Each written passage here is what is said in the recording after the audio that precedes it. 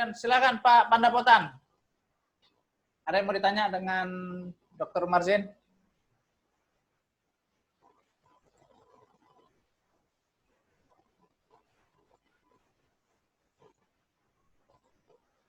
Selamat siang, dokter. Selamat siang, Pak Pandapotan. Dok, ini mau nanya nih, apakah virus yang berdiam di dalam orang yang sudah meninggal, apakah virusnya masih aktif atau ikut juga mati virusnya, dok? Oh ya, baik. Virus itu biasanya hidup dan berkembang di dalam sel. Di dalam sel tubuh, apakah itu dia sel paru atau sel-sel selaput lendir, saluran napas. Ya. Dan dia berkembang di situ, kemudian nanti diambil alihnya metabolisme sel itu, kemudian selnya mati.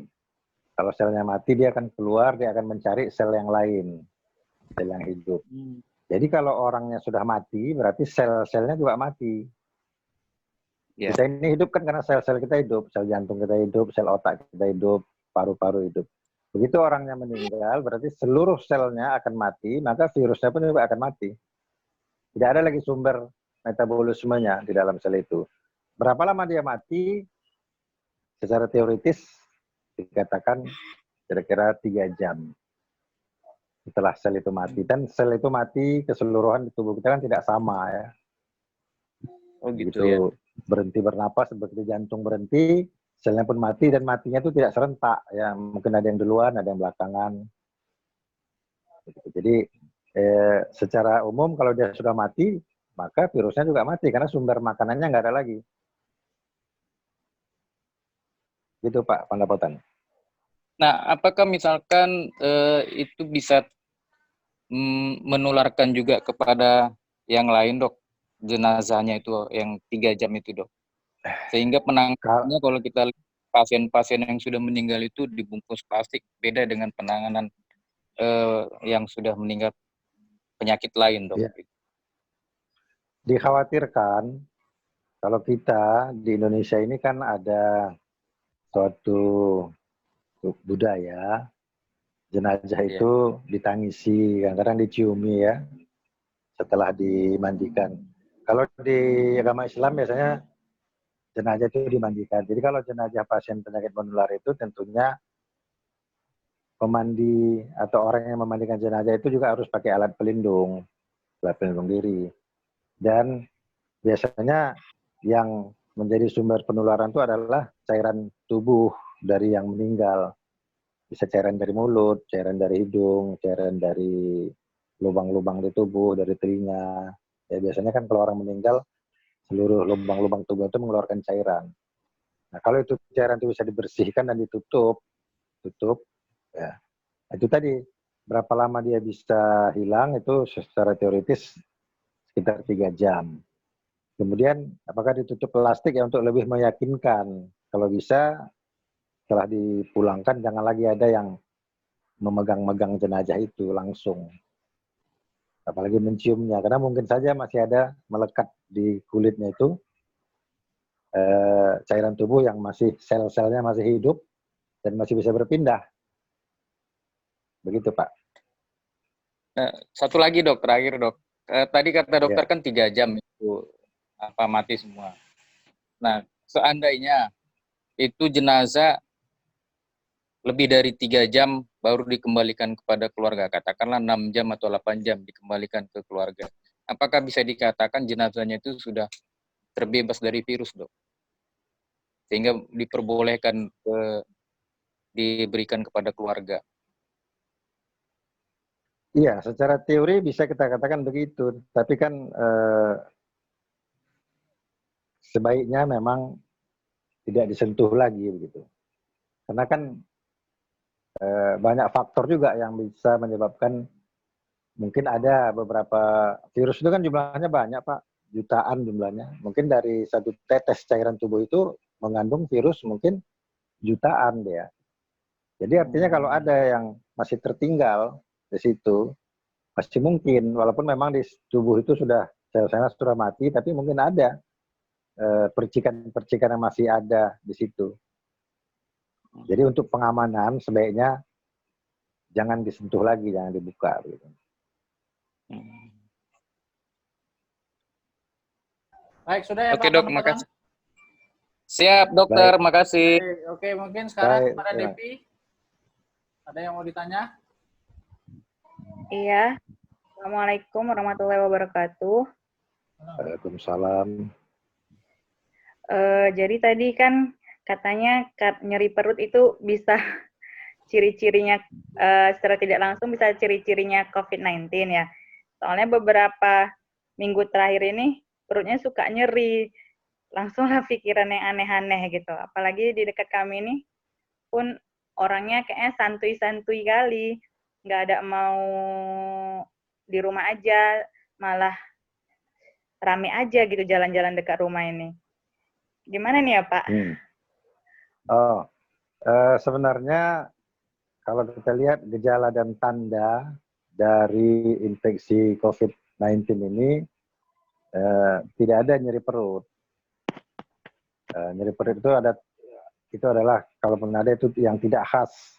Yang khas itu adalah gangguan di saluran napas. Jadi karena dia masuknya melalui saluran napas, maka yang terganggu itu adalah saluran napas. Itu bisa dari hidung, tenggorokan, trachea, sampai ke paru.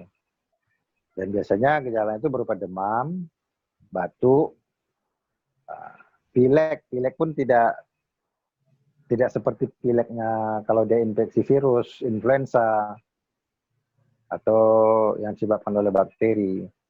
Jadi yang menonjol itu demam, bisa batuk, bisa ada, bisa tidak. Kemudian sakit kepala, nyeri-nyeri otot, begitu. Nah, nyeri-nyeri otot ini bisa aja kalau dia terkena pada otot perut, ya nyeri perut. Gitu.